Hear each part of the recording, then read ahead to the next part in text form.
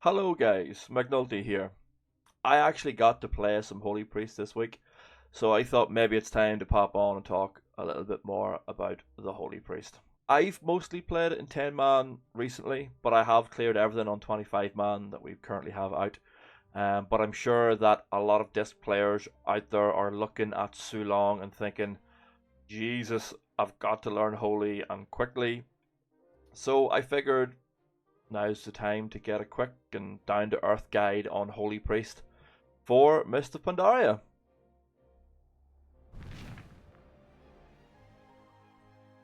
Let's quickly talk about talents. First line, take tendrils. The only place I've actually gotten to use it in PvE is the last boss of Mushroom Vaults. Next, we're going to go for Angelic Feather. It's just brilliant all the way. Use this macro here, I'll put them on the screen and it'll instantly put the feathers at your feet.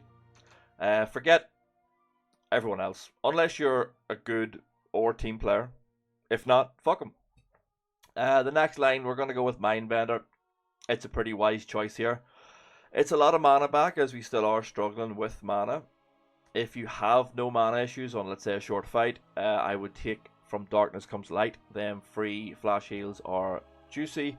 And Solace and Insanity does have its place. But if you're a beginning player, I'd take Mindbender just to get your feet in the door. Next, Angelic Bulwark is free and easy. There's no fights yet that can cheese Spectral Guys. And Desperate Prayer is nice if you do get off a Clutch Void Shift, but you should always have health stones anyway. Twist of Fate next is our king.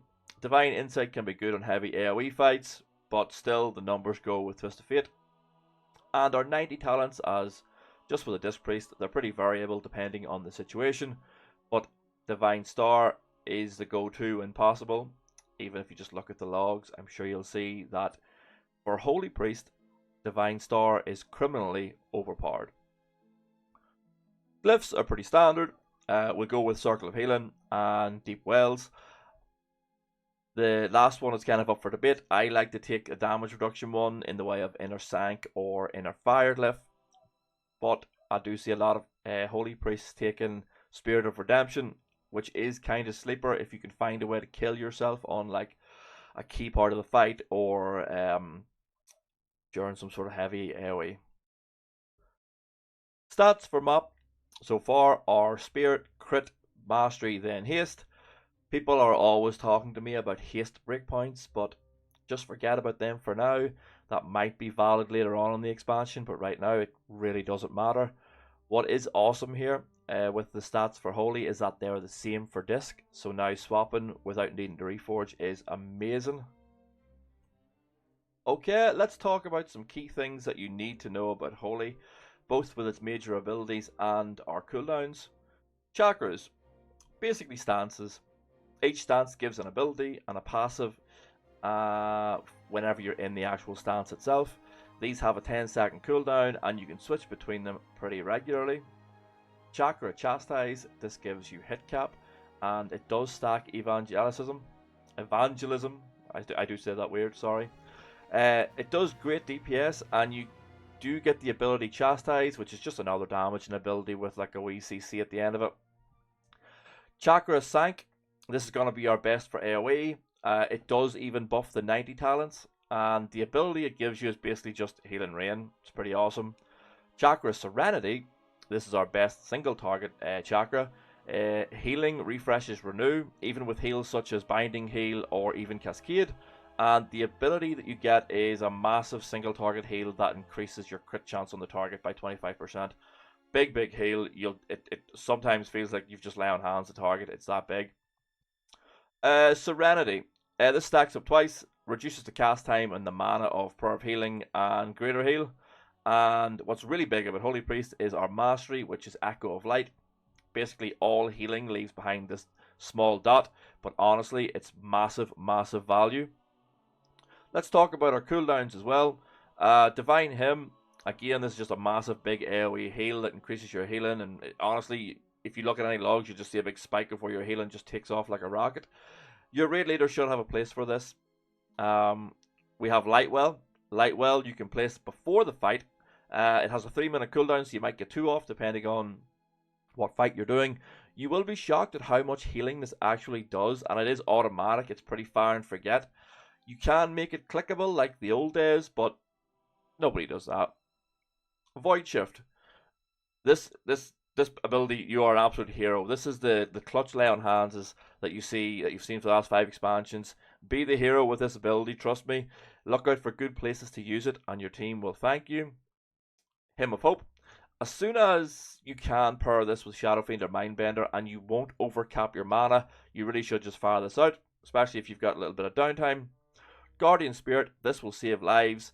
The healing increase that this gives is actually amazing, and you will see use on this on fights like Sulong, where basically it effectively puts Sulong into easy mode just from that one ability.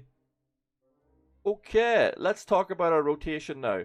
Now, I always find Holy to be like this amazingly one-button spec that just has a lot of buttons, so there will be a lot going on, but you will see all your major value come from these small spaces. In a raid setting, we usually want to be in the Chakra Sanctuary, the blue one. You want to be putting down your Sanctuary, which is your Healing Rain, basically where the most people are gathered. Honestly, I kind of just fire mine on top of our Shaman's Healing Rain. It's kind of fire and forget. I like to keep Renew on our tanks. Prayer of Mending should be used on cooldown. Circle of Healing should be used on cooldown.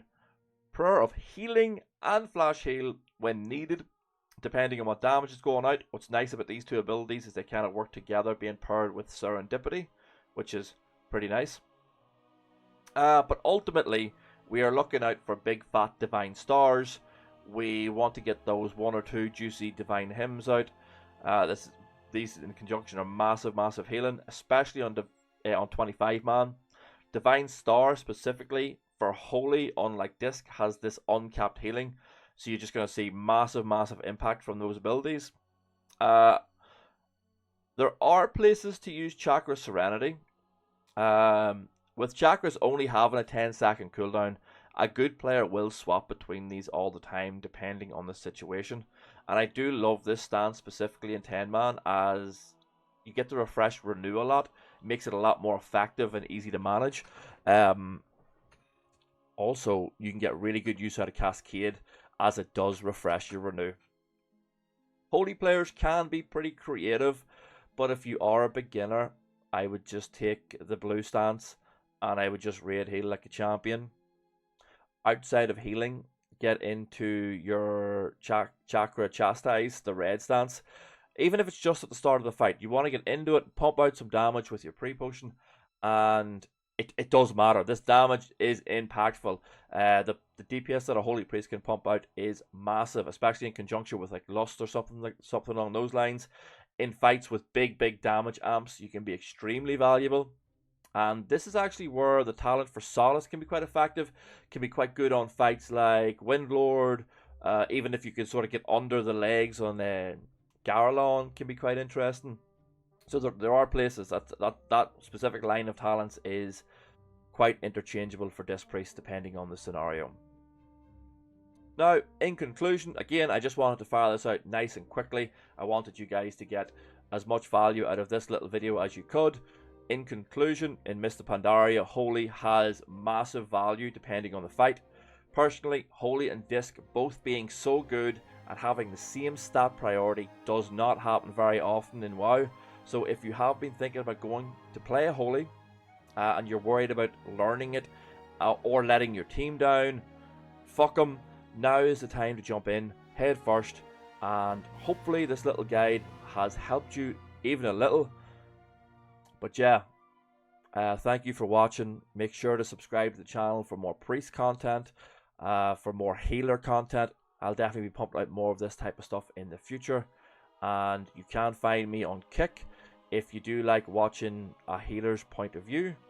So yeah, thanks for listening guys, and peace.